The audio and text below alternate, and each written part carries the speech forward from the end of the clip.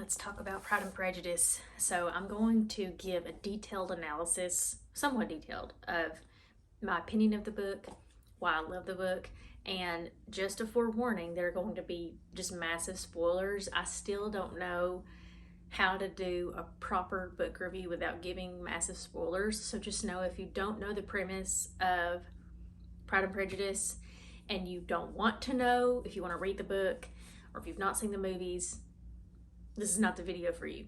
So the characters are the Bennet family, and then the Lucas family, which are neighbors to the Bennet family, and our main character, Elizabeth Bennet, is friends with Charlotte Lucas, who is the daughter of the Lucas family. Then we have Mr. Collins, who is the heir of the estate that the Bennet family has. They're his cousin. He's obnoxious. And then, of course, Mr. and Mrs. Bennet are the parents. Mr. Wickham, who is, they call him an officer. Darcy, Darcy's sister. Mr. Bingley, Mr. Bingley's sister. And then later on in the book, we're introduced to the Gardiners, which is Elizabeth's aunt and uncle. So those are kind of the overview of the characters who get a lot of airtime.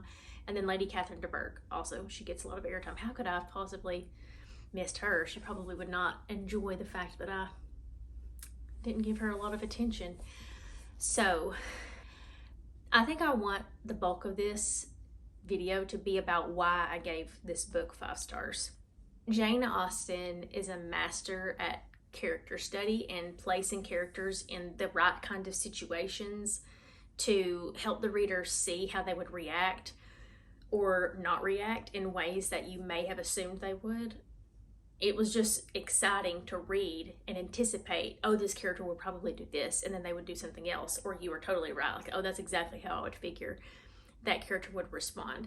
And so her analysis and character was just unmatched. It's so deep, but it doesn't feel bogged down.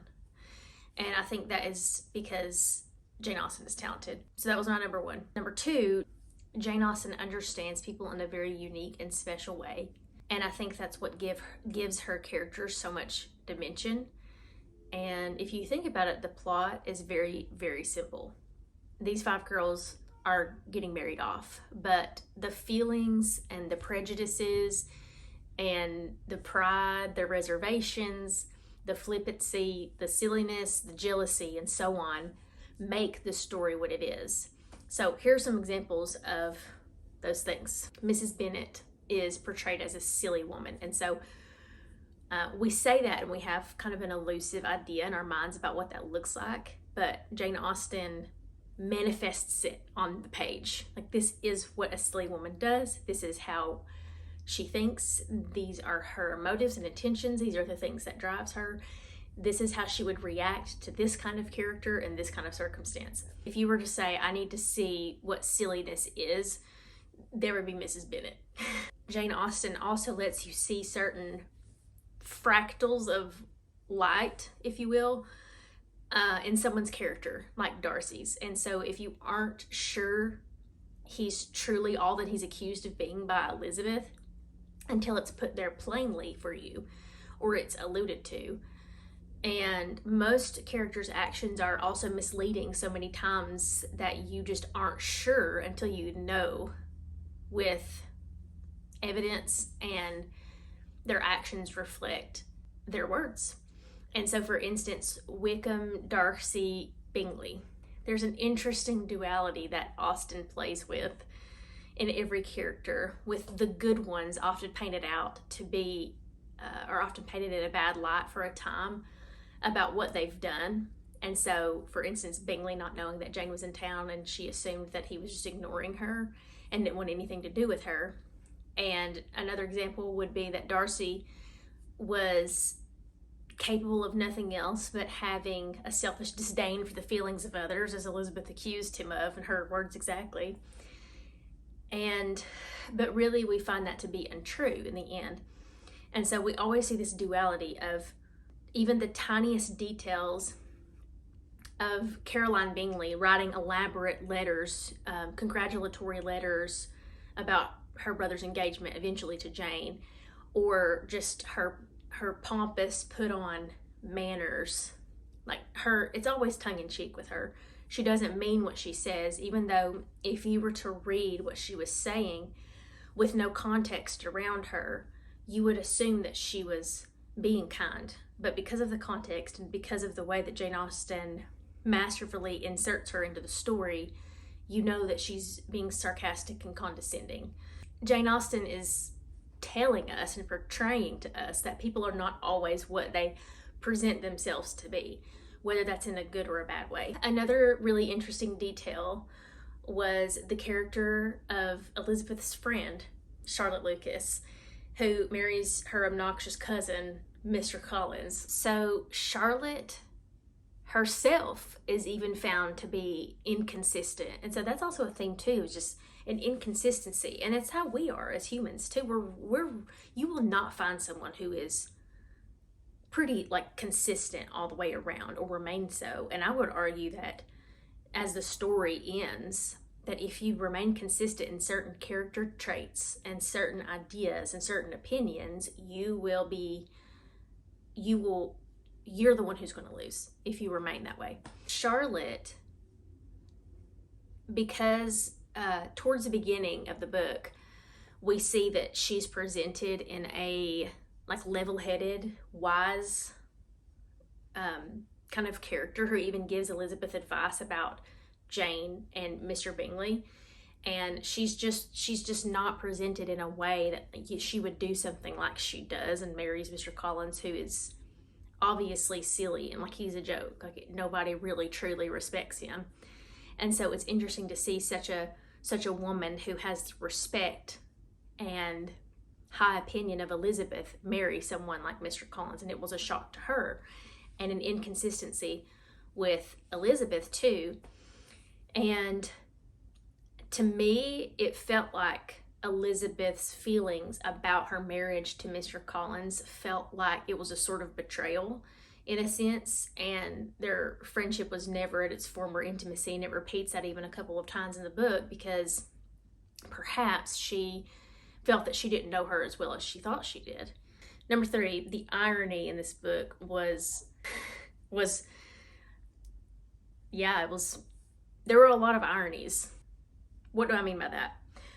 I think there's no greater example of irony in a character in this book particularly, but really, honestly, I can't really think of another character who's as ironic, maybe you know, than the character of Lady Catherine de Bourgh.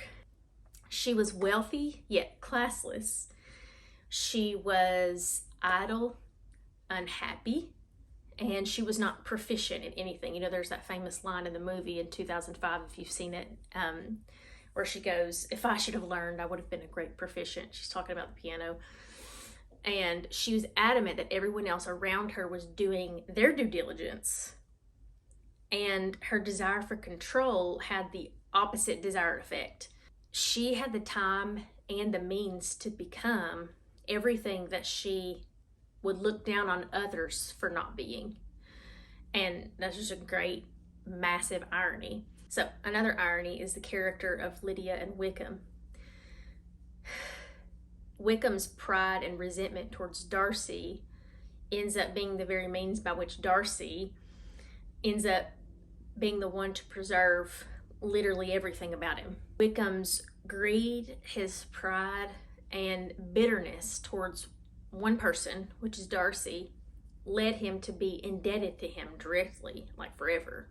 Lydia's another detail about that situation is Lydia's desire for attention and shallow attachment, founded on looks primarily, led to the opposite of what she got in her marriage to Wickham. So in her grabbiness to have a husband and wanting to be married first, out of the 3 marriages that happen at the end of the book, hers is obviously going to be the unhappiest. Let's have a little change of scenery. And just so you know, I do have my notes here. That's why I keep glancing up and looking. I don't want to leave the impression that I'm just memorizing all of this. Elizabeth's vice of pride, I think, primarily it's the intention is for us to see that vice in Darcy, but I think she also has a sense of that as well. And prejudice in her, pride and prejudice in her, and in Darcy, honestly, was sort of redeemed in the scene between her and Lady Catherine. So Elizabeth's vice is redeemed in a sense. And so ultimately we find that Elizabeth's stubbornness and strong will is not always a vice. And it can be, in the right conditions, a good thing. And so this is so powerful for us because people who have been accused of having these certain character traits in their life and they've always felt it to be a flaw, had it reiterated to them that it was a negative thing and sort of an irredeemable thing. Unless it's just blatant sin, those character traits can be redeemed, redirected, harnessed, filtered, and useful. And so Elizabeth's disposition and character also served as a means of great strength and stability when she had that conversation towards the end of the book with Lady Catherine. So she could have cowered down to Lady Catherine just because of her position of wealth and because she had a title. But Elizabeth was also very logical and knew that her influence that she may have in other areas of her life would hold no sway over her. That was Elizabeth's ammunition in their argument. That she owed no answer, no allegiance, no apology, even no respect to Lady Catherine, because Lady Catherine's actions would have been the only means by which she could have earned Elizabeth's anything from Elizabeth. But Lady Catherine struck out, and just because she was who she was did not mean that Elizabeth had to respond in the expected ways that Lady Catherine, or sort of the expectations that she had for her.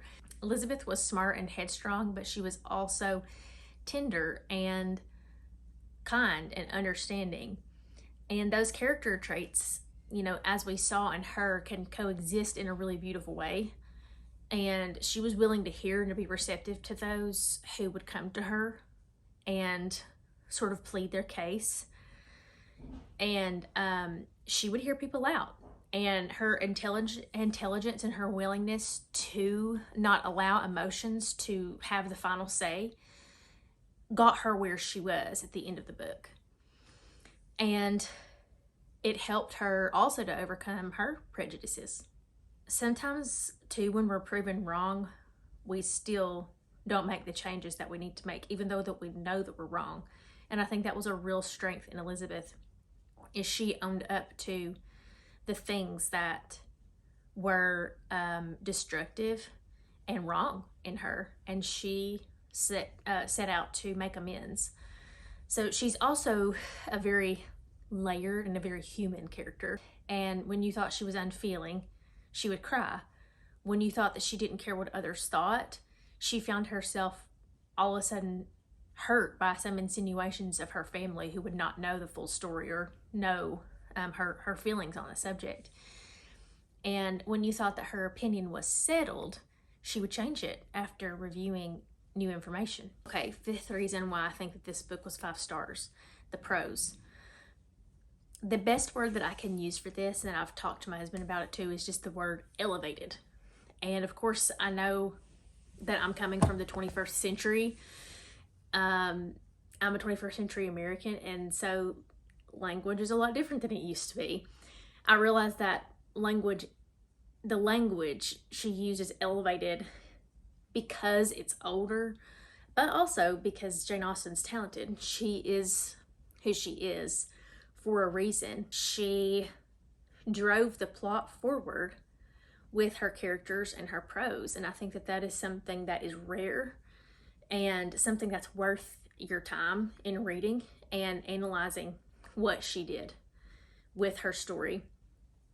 And so interestingly, the book could get really detailed, but the story moved nonetheless. Austen uses very little descriptors, I found at least, of like the physical surroundings and what we would call now world building, quote unquote, and spends way more time on analyzing characters, what they do, their motives, the things that they say, their facial expressions, and their insinuations, and things of that nature.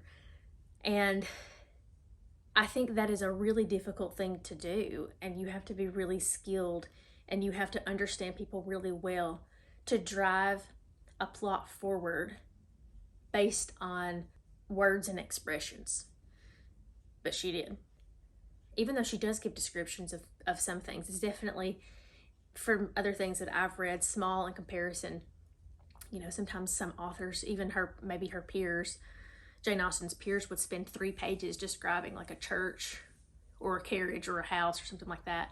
She did do that. I'm not saying she never did that, but her setting, that she wanted you to be immersed in the characters, their motives, their personal and emotional obstacles, the relational obstacles. And so those were the setting of tension and human emotion was the world, if that makes sense.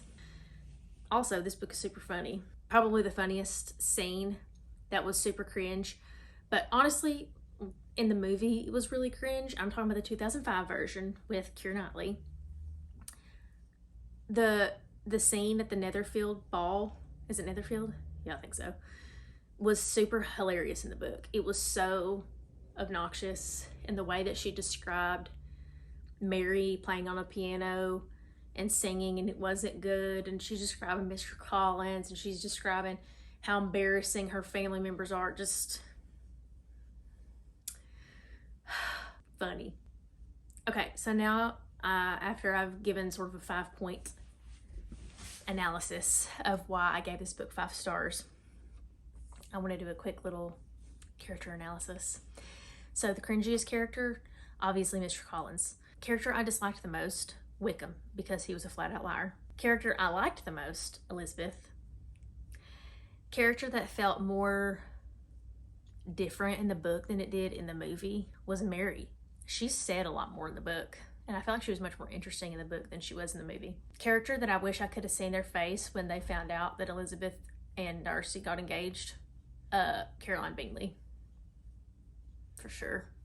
Second place would be Lady Catherine de Bourgh. Character that had the greatest arc and that I liked at the end, equally probably as much as Elizabeth, is Darcy.